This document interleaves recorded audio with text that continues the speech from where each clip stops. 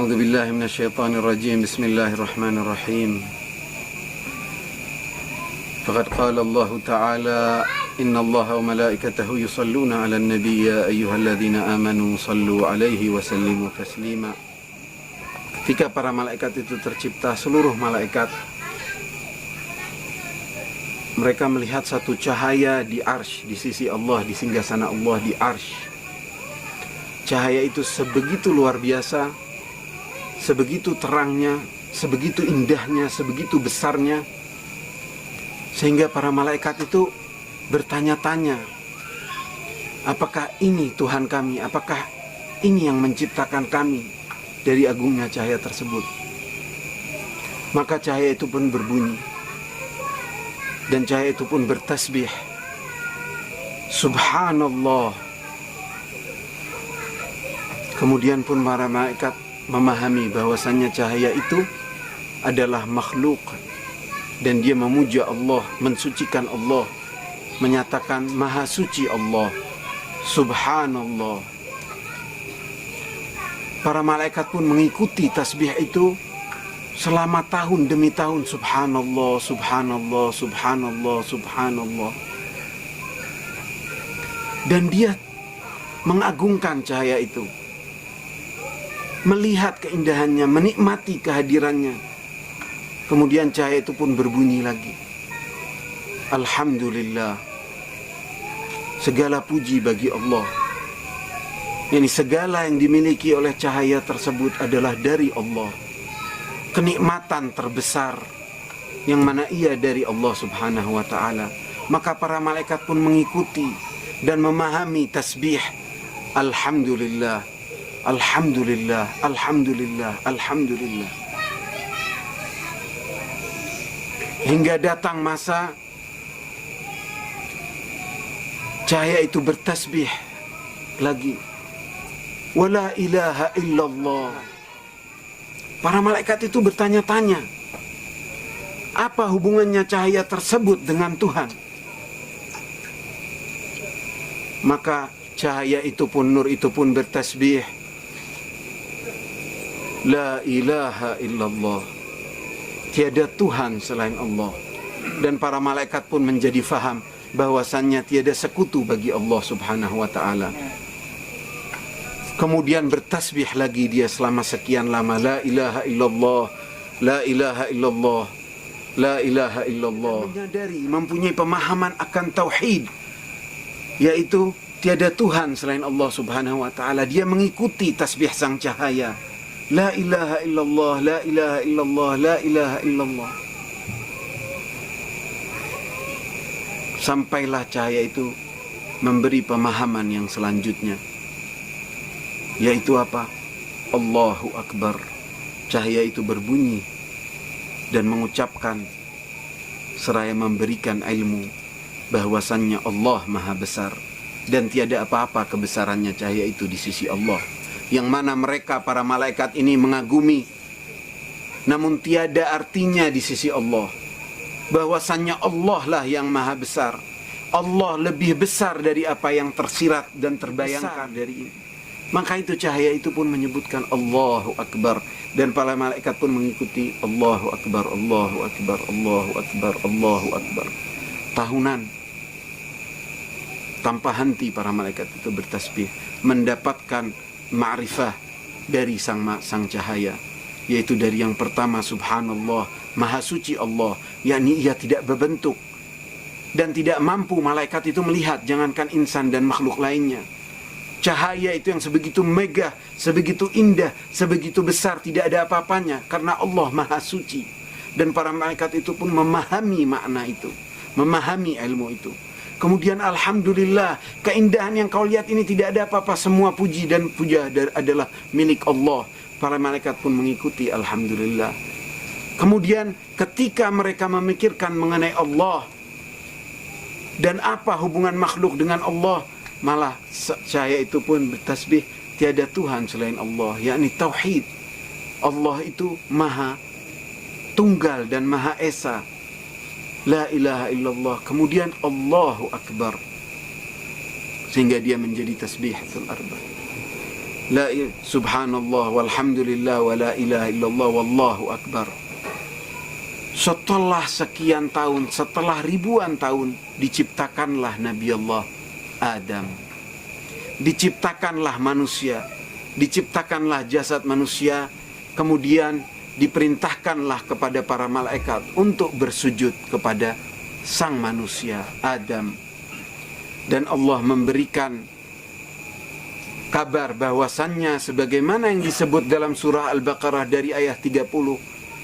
Bismillahirrahmanirrahim. Wa idh qala rabbuka lil malaikati inni ja'ilun fil ardi khalifah. Ketika Tuhanmu mengatakan kepada malaikat, sesungguhnya aku ingin menciptakan di bumi itu khalifah, yakni wakil Allah, ini khalifatullah yang berhubungan dengan kesinambungan bumi, jagat, yang mana khalifah Allah untuk alam.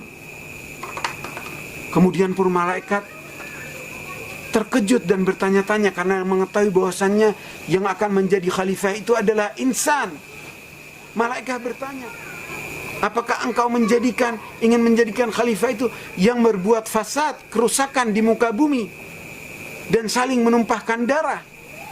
Allah jawab singkat, qala inni a'lamu ma la ta'lamun. Aku mengetahui apa yang kalian tidak ketahui.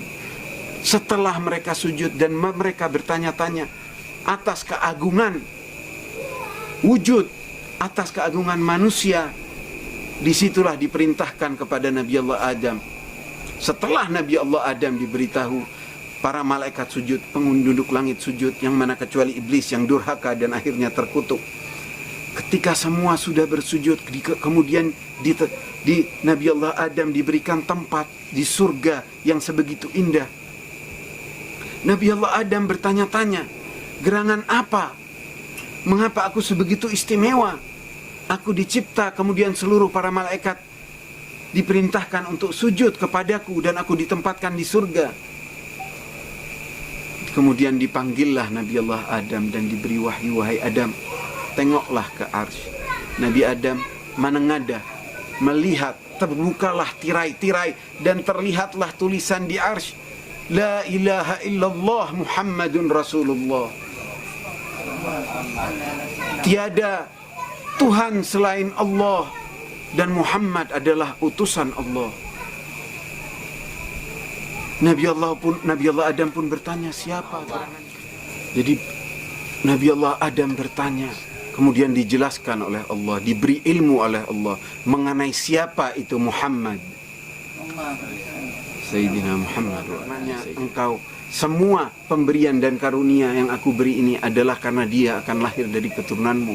Dia adalah kekasihku. Dan dia adalah yang pertama dicipta dan yang akan terakhir diutus. Diberi ilmu Nabi Allah Adam. Kemudian Nabi Allah Adam pun memahami. Di situ dikatakan wa'allama Adam al-asma'a kullah. Kemudian dijelaskan dalam surah Al-Baqarah itu ayat 32, 33, wa'allama Adam al-asma', kemudian fa'ambi'uni bi asma'iha. Thumma 'aradahum 'alal malaikah qala ambi'uni bi asma'i haula. Kemudian Nabi Adam menjelaskan kepada malaikat. Di sini dijelaskan oleh Nabi Allah Adam kepada para malaikat bahwasannya, apakah kalian tahu cahaya yang selama ini mengajarkan kamu bertasbih, bertahmid, bertahlil, dan bertakbir, dan kalian karenanya mengenal siapa Tuhan kalian dan bagaimana Tuhan kalian, yang mana tiada Tuhan selain Allah, itu adalah dari keturunan manusia dan akan lahir dariku. Lahir dari sulbi sini. Dia adalah Nabi yang akan diutus di akhir zaman. Di situ pun para malaikat memahami dan mereka mengatakan, qalu subhanaka la ilma lana illa ma 'allamtana. Maha suci Engkau ya Allah, tiada yang kami ketahui kecuali apa yang Engkau ajarkan. Ketika yang di awalnya mereka terkejut dan bertanya-tanya, apakah Engkau ingin menciptakan, menjadikan mereka yang berbuat kerusakan dan menumpahkan darah menjadi khalifah? Wa nahnu nusabbihu bihamdika wa nuqaddisu lak. Sementara kami bertasbih kepadamu dan kami wa nuqaddisu lak, dan kami mensucikanmu. Yani kok aneh, kok dari golongan manusia yang terpilih menjadi wakilmu di bumi? Mengapa tidak dari golongan kami, sedangkan kami yang tidak pernah bermaksiat, tidak pernah membangkang, tidak membuat kerusakan, dan kami mensucikanmu? Allah menjawab, qala inni a'lamu ma la ta'lamun. Namun ketika sudah dijelaskan oleh Nabi Allah Adam bahwasannya kalian belajar bertasbih, bertahmid, bertahlil, bertakbir dari sang cahaya yang selama ini kalian belajar darinya, ia adalah manusia, dan ia adalah Nabi Allah, sang kekasih Allah, Muhammad ibn Abdullah, yang akan diutus di akhir zaman nanti. Jadi disitulah para malaikat memahami dan katakan, maha suci engkau ya Allah. Oleh karenanya, yang mana kita juga dengannya sedikit sekilas memahami betapa keagungan Nabi, dan mengapa sebagaimana yang dijelaskan awwaluhum fil khalq, bahwasanya Rasulullah itu adalah yang pertama dicipta dan yang terakhir diutus dari sekian nabi, dan bahwasannya kata khalifah itu khalifah Allah, bukan hanya khalifah muslimin misalkan. Ini tingkat yang luar biasa tingginya. Jadi secara garis besar menurut mufassirin bahwasanya manusia secara keseluruhan itu adalah khalifah Allah di muka bumi, karena dia yang paling bisa menguasainya, bisa mengembangkannya dan bisa mengalahkan seluruh makhluk lainnya, datarannya dan semuanya, dan terus berlaku segala inovasi. Tapi ketika dikatakan khalifatullah, itu adalah yang selaras dengan Allah, selaras dengan kemauan Allah, yakni banyak dari kalangan manusia yang mana jika itu membangkang, membuat kerusakan atau menumpahkan darah atau saling itu, dia tidak termasuk dalam kategori khalifatullah. Manusia di sini adalah diwakilkan oleh Rasulullah, yang mana mereka itu adalah para utusan Allah. Makanya ketika dikatakan fa'allama Adam al-asma, itu adalah nama-nama yang menurut sebagian terjemahan Al-Quran, walaupun dikasih dalam kurung benda-benda, itu tentu bukan masalah, itu masalah benda-benda.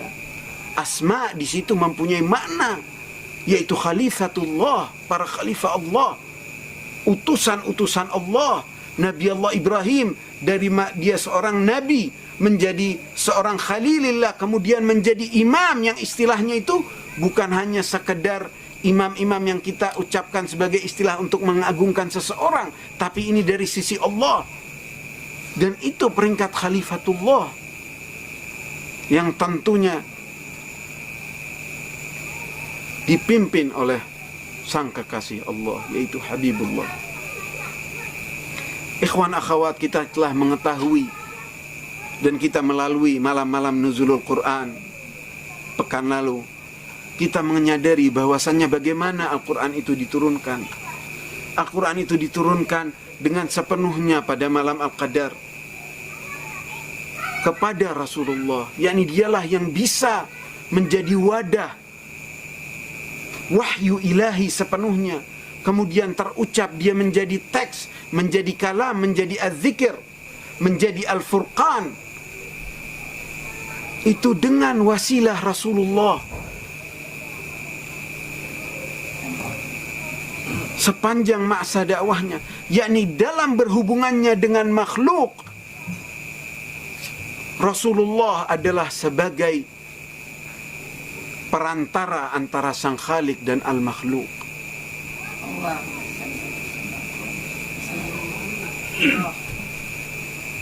Ketika wahyu itu turun dan dia menjadi kalam, maknanya tentu sudah ada dalam diri ar-Rasul.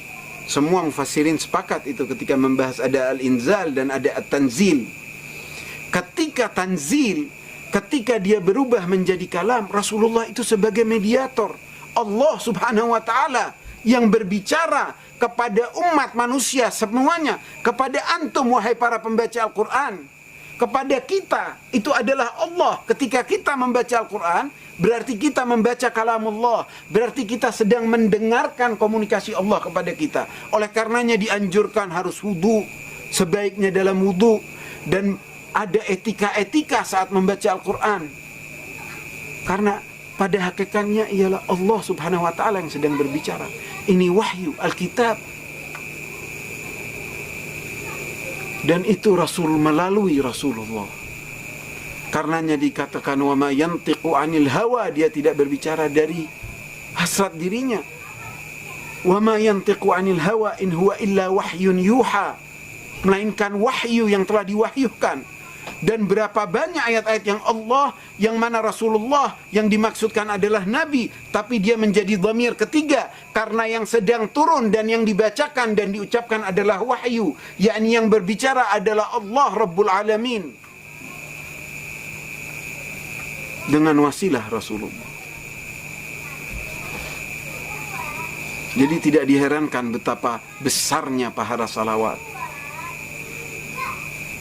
Tidak terkejut mengapa Rasulullah adalah Habibullah, karena dengan ilmu Allah mengetahui dari semua makhluknya, yang paling bisa mengenal dan paling bisa memahami dan mempunyai kesiapan kalbu dan tekad mengenal Allah Rabbul Alamin adalah Muhammad ibn Abdullah. Sehingga cahayanya yang bisa memahami wahyu dengan sepenuhnya. Jika ada para nabi dahulu sebelum Nabi Muhammad yang bisa menjadi wadah Al-Quran, yang mana kitab terlengkap, kalamullah yang terlengkap, dan makna dan ilmu yang lengkap sehingga berlangsung untuk seluruh zaman, sepanjang zaman, dan memahami sepenuhnya seperti Rasulullah, maka ia akan telah diutus. Jadi karena sebegitu agungnya Rasulullah, dan tentu kita saja dalam kehidupan sehari-hari, kalau ada orang yang paling memahami kita, kita akan menjadi paling cocok sama dia.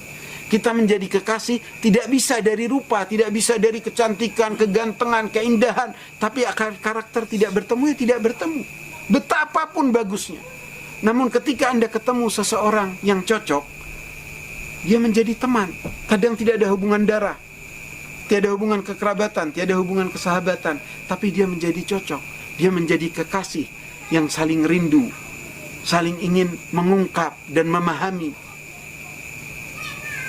Di sini jelaslah bahwasannya mengapa Rasulullah menjadi Habibullah.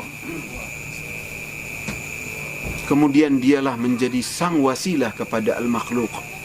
Jadi ketika Allah subhanahu wa ta'ala berkomunikasi dengan makhluk dengan wasilah Rasulullah Muhammad ibn Abdullah, namun betapa anehnya jika ada sebagian muslimin masih bertanya-tanya soal apakah mungkin kita bertawassul kepada Rasulullah untuk mendekat kepada Allah subhanahu wa ta'ala, sementara Allah Rabbul Alaminnya berwasilah dengan Rasulullah untuk mengenalkan kepada manusia semua, untuk mendekat kepada manusia semua.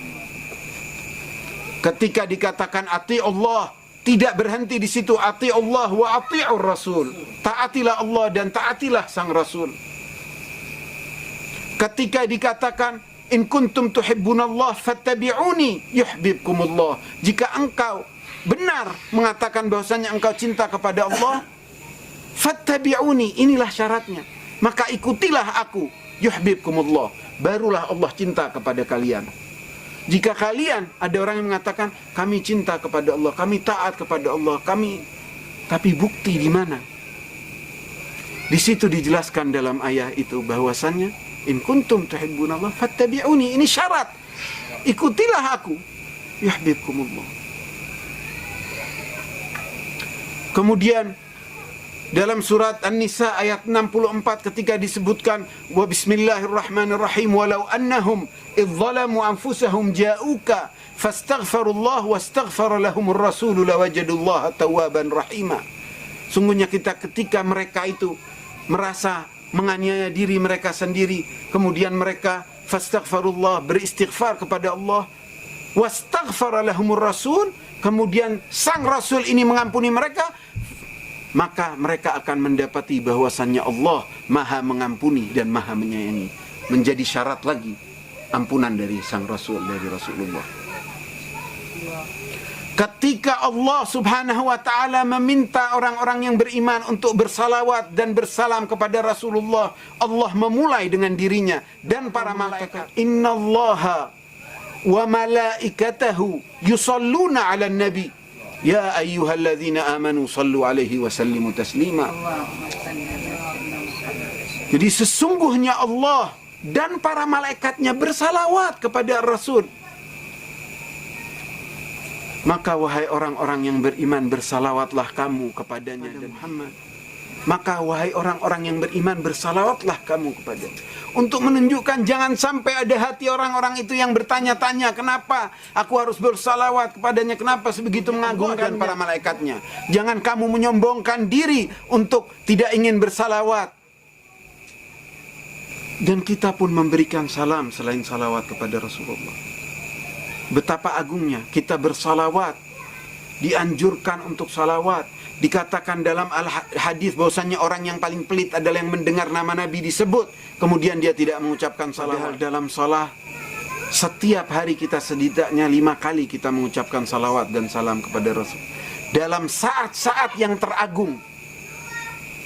Kapan kita mengucapkan salam? Setidaknya 5 kali. Setiap kita salat kita bersalawat kepada Nabi Muhammad.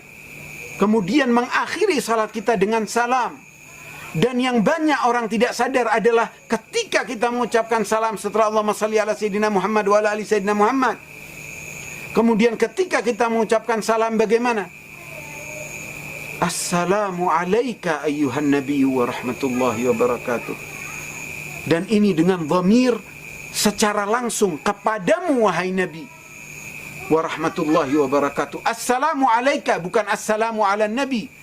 Baru assalamu alayna wa ala ibadillahis salihin. Assalamu alaikum warahmatullahi wabarakatuh. Para anbiya, sebagian riwayat makhluk yang tidak terlihat di sekeliling. Tapi jelas itu assalamu alaikum yang terakhir adalah khulafaillah, khalifatullah yang diawali dengan Rasulullah fil ard. Jadi salam atasmu wahai Rasulullah. Salam atasmu wahai Nabi. Assalamu alayka ya Nabi. Yakni ketika muslimin dan mukminin salat menghadap Allah Rabbul Alamin Azza wa Jalla, kita mengucapkan kepada Nabi salam secara langsung. Yakni tiada salat orang siapapun yang sedang bersolat dan dia menghadap Allah kecuali dia juga menghadap Rasulullah, dan dijawab salamnya oleh Rasulullah. Hanya tirai-tirai dosa manusia yang tidak menyampaikannya. Namun ulama dan para wali salamnya, jawaban salam Rasul itu sampai kepadanya. Ini sebagian ikhwan, sebagian saudara-saudara kita muslimin masih sedikitnya repot permasalahan tawassul. Dikatakan Rasulullah sudah mati. Apakah tidak sadar bahwasanya di saat salat pun dan menghadap Allah kita mengucapkan salam kepada Rasulullah? Apakah mereka lupa ayat yang mengatakan bahwasanya la tahsaba wa la tahsabanna alladhina qutilu fi sabilillahi amwat bal ahya 'inda rabbihim yurzaqun. Orang mendapat pahala syahid. Sekarang bagaimana dengan Rasulullah? Betapa mengherankan kalau ada muslimin yang bertanya, ya, bertawassul kepada Rasulullah dipermasalahkan, acara maulid yang membaca sejarah Nabi dan mengingat sang kekasih Allah masih direpotkan, apa hukumnya? Apakah mereka tidak salat? Apakah mereka tidak bersalawat? Apakah mereka tidak mengenal siapa Rasulullah?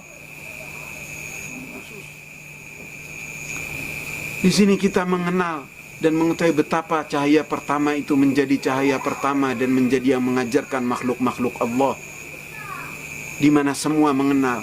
Dan para nabi, seluruh nabi sebelum Rasulullah mengetahui dan bersyahadat, asyhadu an la ilaha illallah wa anna Muhammadan Rasulullah. Ku bersaksi bahwasanya tiada Tuhan selain Allah dan Muhammad adalah utusan Allah, sebelum Nabi lahir, dari Nabi Allah Adam sampai Nabi Allah Isa.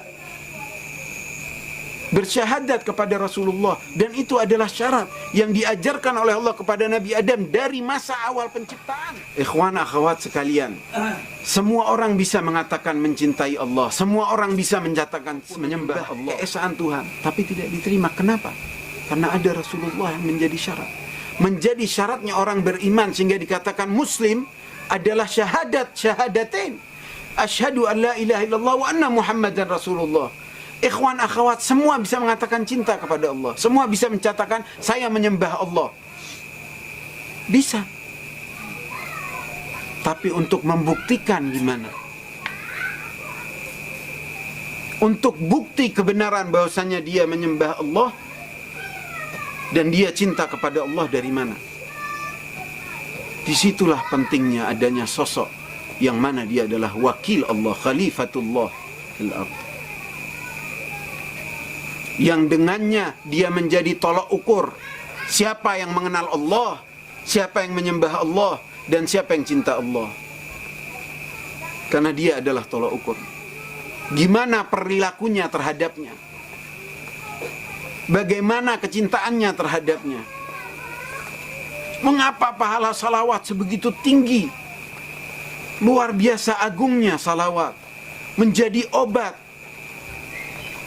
menjadi cahaya, karena ia adalah bukti keberpihakan kita kepada Rasulullah. Bukti bahwasannya kita mau mengenal Allah, karena darinya lah Allah dikenal semenjak masa awal penciptaan. Karena dengannya lah kita mengenal Allah subhanahu wa ta'ala. Firman semua, wahyu, ahadits dan sunnah dari mana datangnya? Dari sang Nabi, sang sosok, dari sang kekasih Allah. Dan dialah menjadi tolak ukur. Sehingga bahkan para nabi kedudukannya meningkat adalah terukur dari bagaimana kecintaannya kepada sang kekasih Allah, kepada Rasulullah. Sampailah masih Nabi Adam memahami dan para malaikat pun memahami, hingga Nabi Allah Adam memakan buah khuldi kemudian dikeluarkan dari surga, bertobat, bernangis sehingga berberkas dalam pipinya tangisan-tangisannya. Datanglah turun Jibril dan mengajarkan tasbih yang dalam Al-Baqarah ayat ke-37 disebutkan fatalaqqa adama min rabbih kalimatin fataba alaih. Sungguhnya Nabi Allah Adam mendapatkan dari Tuhannya kalimat dan dia bertobat dari kalimat itu. Dan sesungguhnya Allah Maha menerima taubat. Apa kalimat itu? Yaitu dalam riwayat di antara ayat itu adalah tasbih yang tadi. Subhanallah walhamdulillah wa la ilaha illallah wallahu akbar. Dan diajarkan tawassul kepada Rasulullah. Engkau telah mengetahui kedudukannya Muhammad di sisi Allah, di sisi arsy. Dan engkau sebutkan tasbih ini dan bertawassullah kepada sang Rasulullah yang akan menjadi cucunya. Di situ Nabi Allah Adam bertawassul, baru fataba alaih. Jadi kalau ada yang masih memperdebatkan hal itu yang mana sifatnya sudah common sense, tiada hubungannya sebegitu jauh dari syirik. Orang mendekat kepada para wali Allah, kepada orang-orang alim, kepada orang-orang saleh, meminta doa adalah hal yang sudah sifatnya fitri. Kita melakukannya sehari-hari. Manusia ketika dia mempunyai urusan, dia perlu wasilah. Ketika dia mau berangkat kerja, dia perlu wasilah. Apa itu wasilahnya? Motor, mobil. Hidup kita ini bergantung pada wasilah. Urusan dengan orang yang kita maksud. Kemudian hubungan kita sesama manusia itu telah berlangsung selalu adanya wasilah-wasilah tersebut. Itulah yang menjadikan manusia itu adalah manusia sosial. Tiada yang bisa hidup dengan sendirinya tanpa ada wasilah. Wa idza sa'alaka ibadi anni fa inni qarib. Dan jika hambaku bertanya kepadamu wahai Muhammad tentangku, bertanya kepadamu tentangku, katakanlah sesungguhnya aku dekat. Ujibu da'watad da'i idza da'ani. Mengapa ditaruh wa idza sa'alaka ibadi anni? Ini adalah ayat yang sebegitu jelasnya mengenai bagaimana bertanya kepada Allah aja, menanyakan Allah melalui siapa? Jika bertanyanya kepada siapa? Ar-Rasul sallallahu alaihi wa alihi wasallam. Wa idza sa'alaka ibadi anni fa inni qarib. Tidak harus manusia bisa berhubungan dengan Allah kapan saja, di mana saja.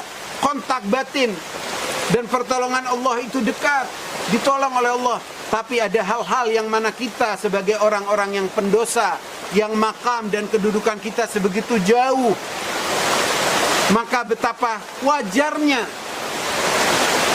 seseorang itu bertawassul dari beliau. Dengannya lah kita mengenal. Bukan hanya manusia, para malaikat mengenal Allah dengan Rasulullah. Manusia mendapatkan ajaran dan segala pemahaman-pemahaman dan hakikat-hakikat untuk mengenal Allah adalah dari sang kekasihnya, dari Rasulullah. Betapa wajarnya jika dia ingin mendekat kepada Allah juga dari sang kekasih. dan mendekat dari orang-orang yang dekat dengan kekasih. Itu hal yang tidak menyalahi naluri. Insyaallah kita termasuk orang-orang yang cinta dan dicintai oleh Rasulullah dan oleh Allah Subhanahu wa taala. Insyaallah kita dibangkitkan sebagai para pecinta Rasulullah dan sebagai umat Rasulullah yang mendapat syafaatnya di hari nanti. Syafaat pun belum kita bahas, itu makam Rasulullah juga, bagaimana makam sang pemberi syafaat di hari nanti yang tidak diragukan oleh semua kita. Wabillahi taufiq wal hidayah wa ridha wal inayah. Wassalamualaikum warahmatullahi wabarakatuh.